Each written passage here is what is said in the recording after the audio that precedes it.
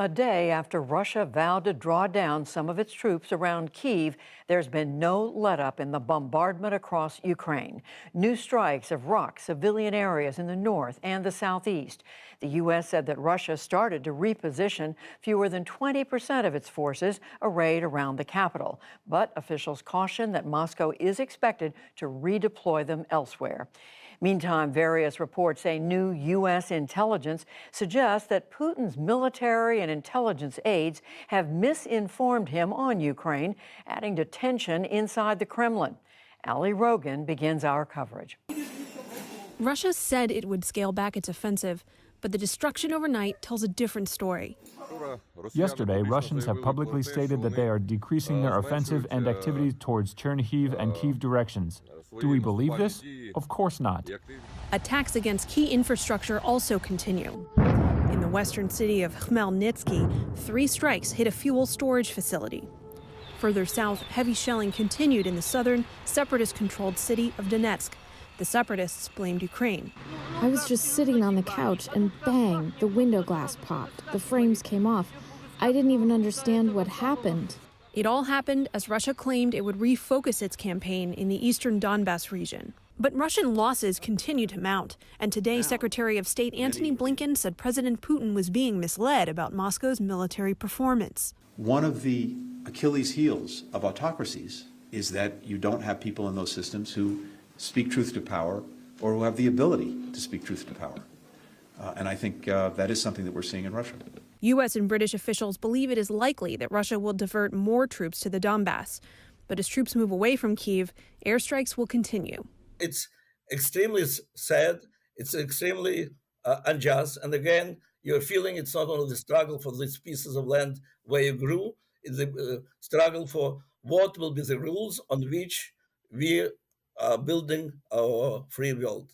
Natan Sharansky was an anti-Soviet human rights activist who was born in Donetsk. He was arrested in the 70s over charges of treason and espionage and sentenced to 13 years of forced labor.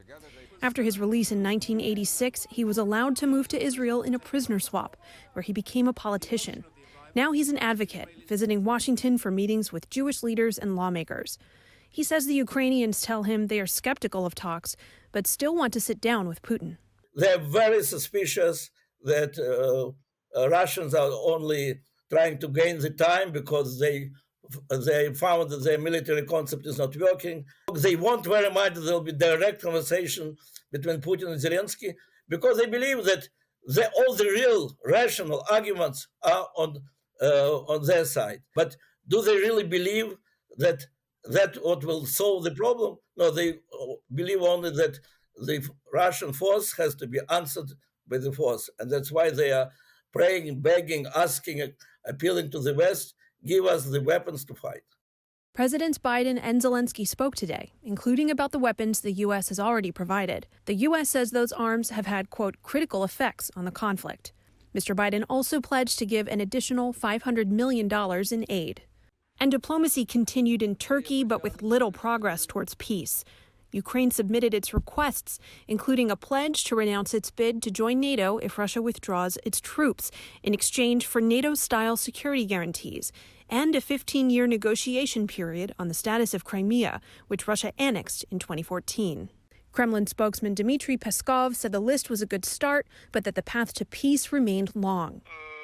This is a positive factor. As for the rest, so far, let's say, we cannot state anything very promising, any breakthroughs. There is still a lot of work to be done. Meanwhile, Europe continues to reduce its dependence on Russian energy. Today, Poland announced new steps to cut off all Russian gas imports by the end of the year, which account for more than half of its supply. Poland also hosts half of the 4 million people now estimated to have fled Ukraine since the invasion began. The UN believes another 6.5 million people are displaced inside Ukraine. Evacuees from the besieged city of Mariupol have taken shelter in a supermarket more than 120 miles away in Zaporizhia. It's been temporarily transformed into a center for refugees. There is no Mariupol anymore. They bombed it completely. Zaporizhia is also now home to this young boy being treated for wounds sustained in the Mariupol bombardment. He's crying out for his father. The good news, his father survived and is just receiving treatment elsewhere in the hospital.